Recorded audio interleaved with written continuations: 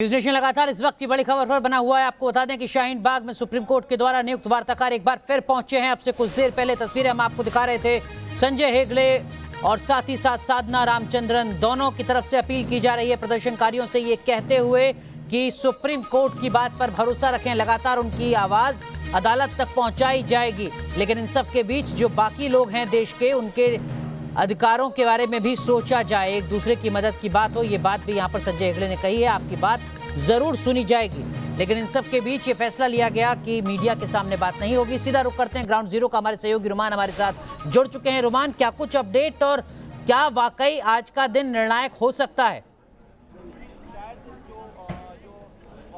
देखिए, बिल्कुल सूत्र बता रहे हैं कि एक धड़ा है, वो चाहता है कि किसी भी तरह से इस मामले में जो मीडिएशन हो रहा है उसका फायदा उठाया जाए, क्योंकि सुप्रीम कोर्ट ने गेंद शाहीन बाग के प्रदर्शनकारियों के पाले में डाली है और अब उनको संवेदनशीलता का परिचय देना होगा, ऐसा एक धड़ा मानता है। सूत्र बता रहे हैं कि आज की बातचीत के बाद जो रोड नंबर 13 है, एक तरफ से इसको खोलने पर सहमति बन सकती है। हालांकि जिस तरफ प्रोटेस्ट है, जहां दुकानें हैं, उस पर अभी कोई फैसला नहीं होगा। लेकिन इस सब में सबसे बड़ी अड़चन ये है कि शाहीन बाग के प्रोटेस्ट में कुछ ऐसी ताकतें इन्वॉल्व हैं जो नहीं चाहती कि ये प्रोटेस्ट किसी भी तरह से ख़त्म हो और गतिरोध लगातार बरकरार रहे। चाहे वो रात को आकर जो कंट्रोवर्शियल लोग हैं उनके ज़रिए शाहीन बाग के लोगों को समझाना हो कि किस तरह के सवाल पूछे जाएं या नहीं। इसके अलावा एक धड़ा ऐसा भी है जो इस बात पे अड़ा हुआ है कि जब तक सरकार लिखित में नहीं देती है कि अगर CAA आएगा, CAA लागू हो गया है और अगर NPR आएगा तो फिर उसमें CAA की कंडीशन, टर्म्स एंड कंडीशन लागू नहीं होंगी।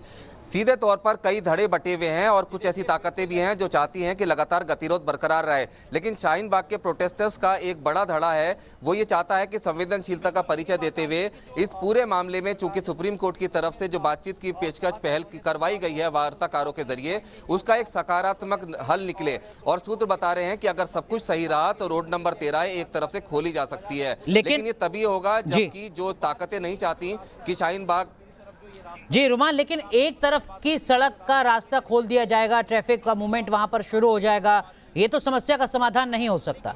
अगर सुप्रीम कोर्ट की तरफ से वार्ताकारों को भेजा गया है बातचीत करने के लिए, तो दरअसल में शाहीन बाग की जो सड़क है, जिस तरीके से 65 दिन पहले, 67 दिन पहले वहां पर ट्रैफिक चला करता था, उसी तरीके की तस्वीर नजर आनी चाहिए।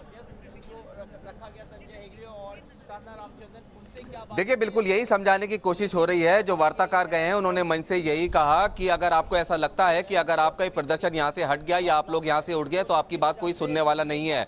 उन्होंने इस बात का भरोसा दिलाया कि सुप्रीम कोर्ट उनकी हर बात सुनेगा, उनकी हर परेशानी पर सुनवाई करेगा और ऐसा नहीं है कि उनकी कोई बात सुनने वाला नहीं है। इसके अलावा उन्होंने ये भी कहा कि CAA को लेकर भी जो उनकी शिकायतें हैं, उसको लेकर भी तमाम कई सारे मामले सुप्रीम कोर्ट में लंबित हैं। उसका फैसला कब आएगा ये अभी पता नहीं है, लेकिन फैसला जरूर आएगा। और ऐसा नहीं है कि इनकी बात सुनने वाला कोई नहीं है।